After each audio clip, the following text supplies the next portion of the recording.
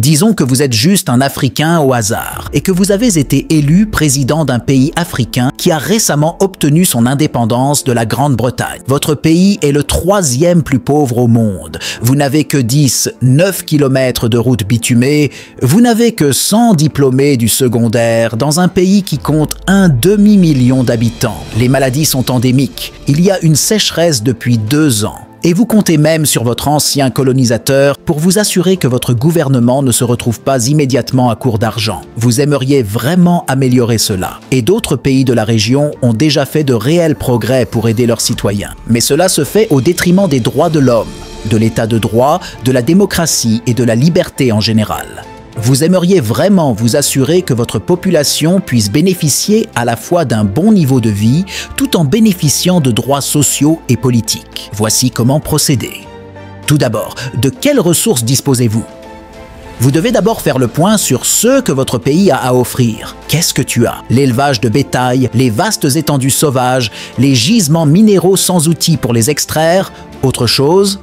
C'est ça? Sérieusement? D'accord. Donc les mines. Vous contractez un gros emprunt auprès du Fonds monétaire international et l'utilisez pour obtenir les outils nécessaires pour exploiter vos vastes gisements miniers. Avec ça, vous pouvez l'exporter vers le monde occidental et utiliser cet argent pour rembourser votre prêt et assurer le bon fonctionnement du gouvernement. Attendez, dirigez le gouvernement? Tout le monde est sans instruction et sans qualification. Qui dirigera le pays? C'est vrai. Eh bien, les Britanniques. Oui, les Britanniques.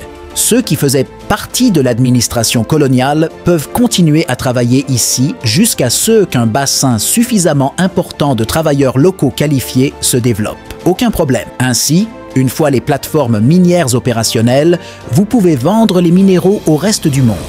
Devenir une économie axée sur l'exportation. Vous négocieriez personnellement un accord commercial avec la communauté économique européenne afin de pouvoir commencer à importer et exporter des marchandises librement. Les revenus de ces métiers peuvent être utilisés pour investir dans la santé et l'éducation. Avec un modèle de propriété publique-privée des sociétés minières, 50% de vos revenus gouvernementaux proviennent de l'industrie minière, ce qui vous permet de maintenir des impôts bas et même de collecter plus d'argent que ceux dont vous avez besoin. Cela signifie des dividendes abondants pour le public et de lourds investissements de la part des entreprises étrangères. Cela signifie également que vous pouvez abandonner votre argent au rand sud-africain et créer votre propre banque centrale pour utiliser votre propre monnaie. Vous disposez désormais de l'économie qui connaît la croissance la plus rapide au monde. Cela signifie des subventions aux agriculteurs, des vaccinations contre les maladies, une éducation universelle, des soins de santé universels, des aéroports, des moyens de contraception, des téléphones, de la technologie, des pantoufles.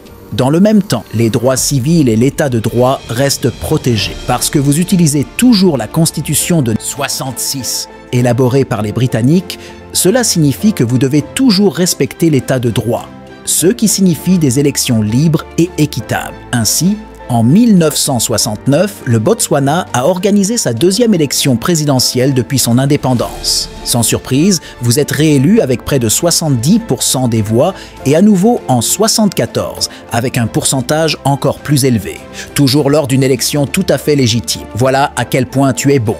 Cependant, ce n'est pas que du soleil et des arcs-en-ciel, car partout dans votre pays, vous êtes entouré par les régimes racistes de Rhodésie et d'Afrique du Sud de l'apartheid. Ils n'aiment pas le fait que vous, un homme noir, dirigez votre propre pays de manière choquante, et comprenez-le que vous le fassiez bien. En plus, ta femme est blanche. Grand non pour les racistes. Jusqu'à présent, on n'avait même pas besoin d'une armée, car on se concentrait davantage sur la réduction de la pauvreté que sur les dépenses militaires. Vous n'êtes jamais allé en guerre contre qui que ce soit.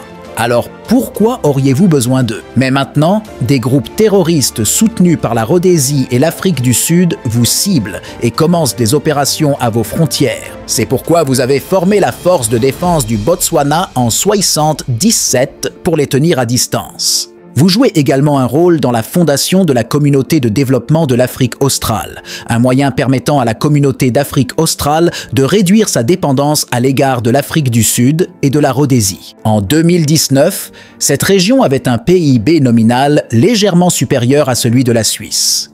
En 79, vous êtes élu pour la 4e fois avec 75% des voix. Malheureusement, vous décédez au pouvoir quelques jours plus tard et votre vice-président prend le relais. Mais il est tout aussi populaire que vous et, jusqu'à aujourd'hui, votre parti a toujours été réélu à chaque élection. Depuis que vous êtes président, il n'y a pas eu un seul coup d'État militaire, une seule rébellion majeure ou des troubles civils. Avec un système éducatif approprié, 90% de vos citoyens peuvent bénéficier d'une éducation jusqu'à 13 ans au moins. Au cours des 20 dernières années, la mortalité infantile a diminué de 16%, la tuberculose de 76%, les MST des 2/3 et la malnutrition d'1/4. En seulement 13 ans, la richesse de vos citoyens a augmenté de 10 000%, pas mal par rapport à certains autres pays de la région.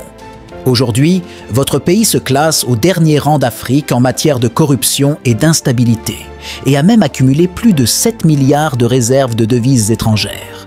Plus de 270 000 touristes visitent chaque année, malgré l'interdiction du braconnage et de la chasse au gibier en 2014. En 2019, votre gouvernement a abrogé une loi rendant illégales les relations homosexuelles, l'un des premiers en Afrique à le faire. Cela ne veut pas dire pour autant que votre pays est désormais une utopie. Le népotisme, le chômage, la dépendance excessive à l'égard de l'exploitation minière, l'érosion de la liberté d'expression ainsi qu'une énorme crise du sida ont tourmenté votre pays ces derniers temps. Mais avec une population instruite et ouverte d'esprit, vous devez être sûr que ce sont tous des problèmes qui peuvent être surmontés. Alors, en réponse à la question « Comment rendre un pays riche à partir de rien ?» 1. Travaillez de manière créative avec vos ressources naturelles. 2. Soyez pratique plutôt qu'idéologique. 3. Défendre les libertés civiles et l'état de droit. C'est tout. Alors si vous voulez devenir le président de votre pays, abonnez-vous à la chaîne et aimez la vidéo.